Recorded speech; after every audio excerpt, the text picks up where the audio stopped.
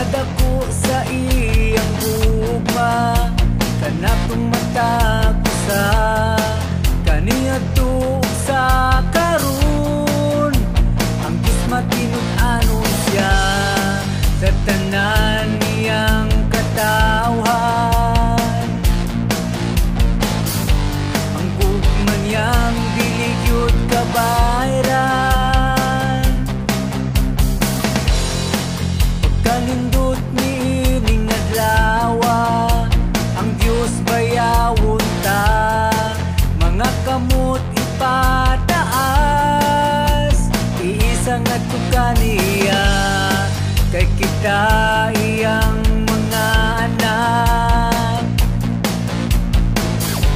Nabuhi sa iyang gugma,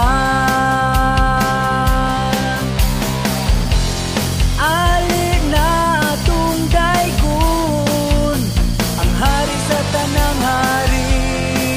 Mga kamot ikaway-kaway, uban sa pag-awit, kay ang Diyos matinud-anon sa mga sakit kaniadto sa karon.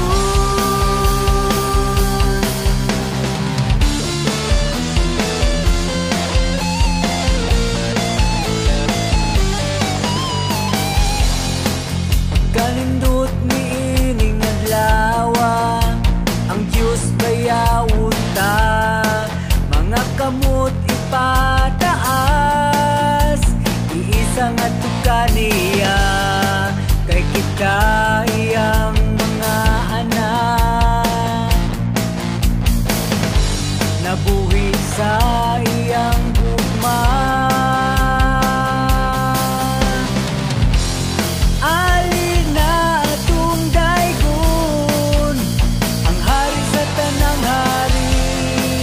Mga kamot ikaway-kaway, uban sa pag-awit, kay ang Diyos matinud-anon sa mga sakit kaniadto sa karon.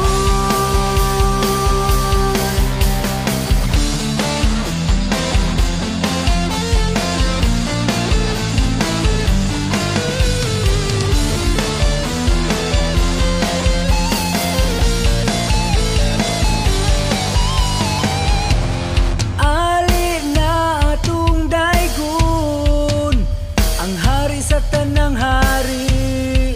Mga kamot ikaway-kaway, uban sa pag-awit,